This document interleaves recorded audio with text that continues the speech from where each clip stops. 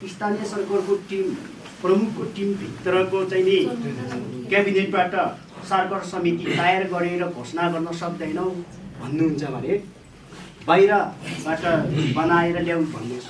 हामी प्रभावित क्षेत्रको चाहिँ नि के कसो छ 2-3 घण्टाभित्रमै चाहिँ नि सरकार समिति चाहिँ तयार पार्न सक्छौँ।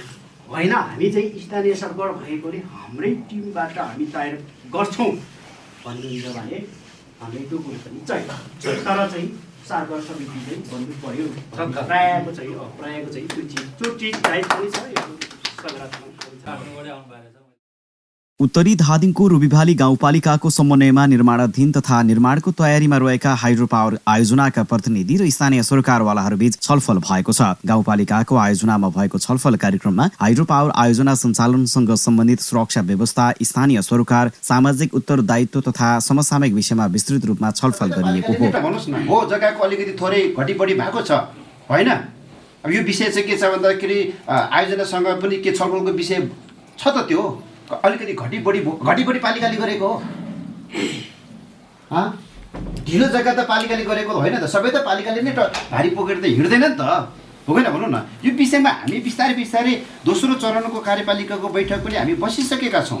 तेस्रो चरणको पनि अहिले यो जग्गाको कुरा टुङ्गिसकेपछि तेस्रो चरणको कार्यपालिकाको बैठक बसेर चाहिँ हामी के छ भन्दाखेरि त्यसलाई त्यतातिर पनि हामी अगाडि बढ्ने हाम्रो कुराहरू छ।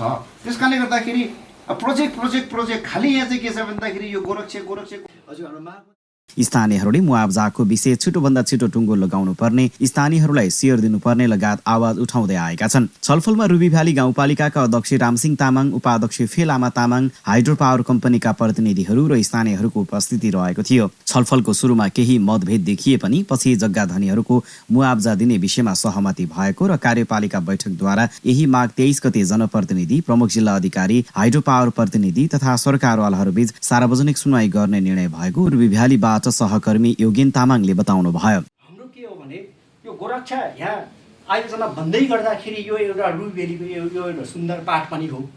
पोजिटिभ पक्षहरू पनि हामी लिन्छौँ, सबै चिज नेगेटिभ लिने। तर गोरक्षा हाइड्रो पावरले यहाँ चाहिँ आफ्नो प्रोजेक्ट सम्पन्न गर्दाखेरि चाहिँ स्थानीयको एफेक्टेड एरियामा बसोबास गर्ने चाहिँ नि स्थानीय जनताहरूको हकमा गर्नुपर्ने काम नगरेर यो आएको हो होइन। किन सोनामजीले चाहिँ किन यत्रो दुःख गर्नु पर्यो? समितिको टिम बनाऊ होइन, त्यो टिम सानो समन्वय समितिको टिम बनाउने र चाहिँ समन्वय गर्ने भन्ने कुरो थियो। त्यसमा पनि हामी सफल हुन सकेनौँ। त्यो हाम्रो आफ्नो छलफलको विषयवस्तु हो होइन। त्यस कारणले गर्दाखेरि अब अहिले चाहिँ के गरौँ भन्दाखेरि जग्गा धनीको साथीहरू प्रतिनिधिहरू पनि आउनु भएको छ। हामी यसपछि यो बैठक लगत्तै हामी कार्यपालिकाको बैठक पनि बस्नुपर्नेछ र कार्यपालिकाको बैठकमा अहिले जति उठेका मेन बाटो पनि भनेपछि अलिअलि स्लाइड जाने, अलिअलि होइन पहिरोहरू जाने त्यो भइ नै हाल्छ। तर पनि त्यो पहिरो रोकथामको लागि चाहिँ कहीँबाट बजेट आयो, बजेट आउने कुरामा पनि पालिकाले पनि खेल्यो भूमिका, हामीले पनि सहयोग गऱ्यौँ।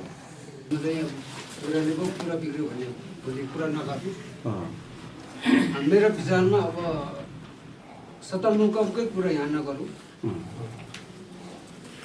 होइन। त्यसमा सहमति छ। मैले मात्रै बोलेर त भएन। अब सबैजनाले फेरि मलाई पनि पर्ने विचार गरी हामी डुब्ने हो। हामी त भात खानु गाह्रो भइरहेको बेला होइन। मैले पैसा नहुँदाखेरि आफू खोलाको सेयरमा म काठमाडौँ बस्दा 5,000 हाल्नु पाएन मैले होइन। लागत सेयर हाम्रो गाउँ पनि हो, हाम्रो ठाउँ पनि हो, हाम्रै मान्छेहरू